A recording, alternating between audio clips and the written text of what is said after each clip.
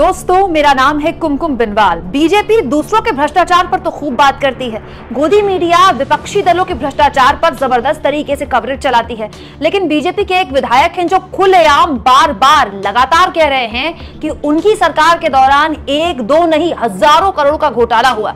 लेकिन न केवल मीडिया बल्कि बीजेपी अपने ही विधायक की इस बड़ी बात पर, बड़े आरोप पर चुप्पी की चादर ओढ़े हुए है। दोस्तों, कर्नाटक से बीजेपी विधायक बसनगौड़ा पाटिल जो 2 हफ्ते पहले अपनी ही पिछली कर्नाटक की बीजेपी सरकार येदियुरप्पा सरकार पर 40,000 करोड़ का आरोप लगा चुके थे, उन्होंने एक नया आरोप लगाया है अपनी ही येदियुरप्पा सरकार पर कि जब कोविड चल रहा था, आपको याद होगा, रेमडेसिविर एक ऐसा इंजेक्शन जिसको लेकर देश भर में खूब मारामारी हुई थी।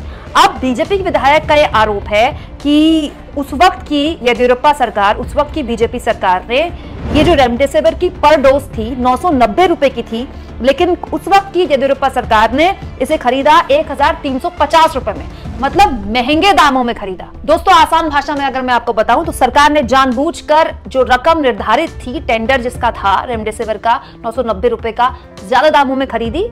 ये कहने का मतलब ये है बीजेपी विधायक का कि इसके जरिए सरकार की जेब में पैसा गया, एक बड़े लेवल पर भ्रष्टाचार किया गया। दोस्तों, इससे पहले बीजेपी के इसी विधायक ने अपनी ही सरकार पर 40,000 करोड़ का आरोप ही नहीं लगाया था भ्रष्टाचार का, बल्कि यह भी कहा था कि अगर उन पर हाथ डालने की कोशिश की तो वो अपनी पूरी की पूरी पूर्व की बीजेपी सरकार को एक्सपोज करके रख देंगे।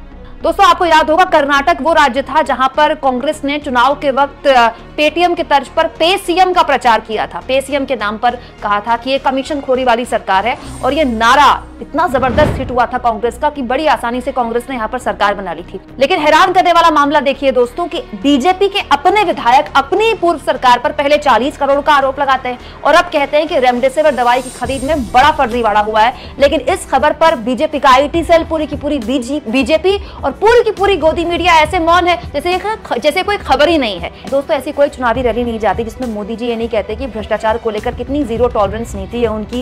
ये मोदी की गारंटी है कि भ्रष्टाचार जो करने वाले लोग हैं वो थर-थर कांपते हैं मोदी जी से।